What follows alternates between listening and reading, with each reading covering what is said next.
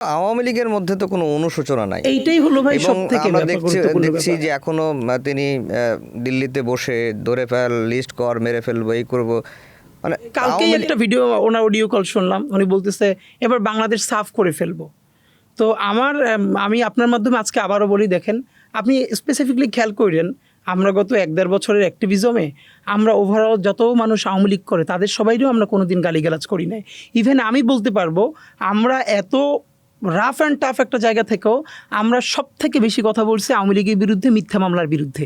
আওয়ামী লীগের নামে যত আমার এলাকায় বলেছি, আমার উপজেলা নলছিটি, সেখানে একজন কাউন্সিলর, সে 10 বছরও ঢাকায় আসে না, সে আওয়ামী লীগ করে, এটা তার একটা ব্যাপার, কিন্তু তার নামে যাত্রাবাড়ি থানা পুরানো মামলা দেওয়া হয়েছে। এখন এই যে মানে হচ্ছে কি, আপনি এরকম মিথ্যা মামলাগুলো দিয়ে একে তো হলো তাদের কাছ থেকে মামলা বাণিজ্য করে টাকা খাচ্ছেন, দ্বিতীয়ত আপনি এই মামলাগুলোর মেরিট নষ্ট করে দিচ্ছেন। 5 বছর 10 বছর পর এগুলোর ডকুমেন্টেশন হবে যে সব মিথ্যা মামলা ছিল। বরং আমরা এটা বলেছি যে এই আওয়ামী লীগ, দেখেন ফিলোসফিক্যালি আওয়ামী লীগ করা কোনো অপরাধ হইতে পারে না, যে কোনো তার পলিটিক্যাল বিলিফ থাকতে পারে। অপরাধ হইল গণহত্যা করা, গণধর্ষণ করা, জেনোসাইড করা এবং তাতে সহযোগিতা করা।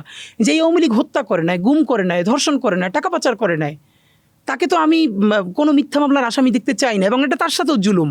আমরা যেটা বলি, দেখেন আমরা আমাদের শত্রুর সাথেও ইনসাফ চাই। এমন তো ব্যাপার না যে আমি নিজে মাজলুম, তো এর মানে কি আমি আরেকজনকে জুলুম করার গ্যারান্টি আমার উপরে আছে? না। বরং আমাদের যেটা ভয়, মাজলুম যদি কখনো জালেম হয়ে ওঠে তখন সেটা আরও ভয়ানক হয়ে ওঠে, এবং এটার প্রমাণ এখন কিছু আমরা দেখতেও পাচ্ছি।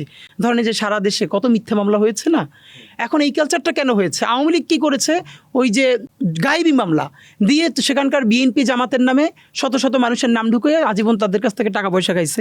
এখন তারা উল্টো আবার আওয়ামী লীগের নামে মামলা দিচ্ছে। এই দেওয়ার ফলে হচ্ছে কি, টাকা পয়সার লেনদেন তো হচ্ছেই, কিন্তু আমাদের মৌলিক মামলাগুলোর যে মেরিট নষ্ট হয়ে যাচ্ছে সেই দায় কে নেবে? তো আপনার মাধ্যমে আমি যেটা আওয়ামী লীগের ভাই বোনদেরকে বলা, যে প্লিজ দেখেন, আপনারা একটু জাস্ট, মানুষ আছে না একটা যে ভয়াবহ অপরাধী, সেও কিন্তু দিন শেষে একটা সময় একটু নিজের উপলব্ধিটা হয়, আমি কি করলাম অথবা আমি কার জন্য কথা বলছি। আপনাদের প্রতি অনুরোধ যে আপনারা আল্লাহর হস্তে হাসিনার এই ভয়াবহ গণহত্যার দায় নিয়েন না। বরং আওয়ামী লীগের তো অনেকে বলে না পুনর্বাসন কেন করতে হবে? আওয়ামী লীগ যে লোকগুলো করেছে তাদের এখানে পলিটিক্যাল রাইট আছে না? এই যে আমাদের কিছু কিছু সাংবাদিক বন্ধুরা একটা ন্যারেটিভ নির্মাণ করার চেষ্টা করতেছেন কি, এত কোটি মানুষ আছে যারা জীবনে নৌকা ছাড়া ভোট দেয় নাই, তাদের জন্য আপনি কি করবেন?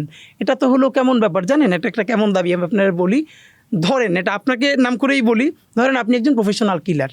তো প্রফেশনাল কিলার হওয়ার পরে আপনি প্রতিদিন একটা খুন না করে ধরেন আপনি ভাত খাইতে পারতেন না, এটা আপনার একটা অভ্যাস যে আমি আজকে একটা খুন করি না, আমি ভাত খাইতে পারি না।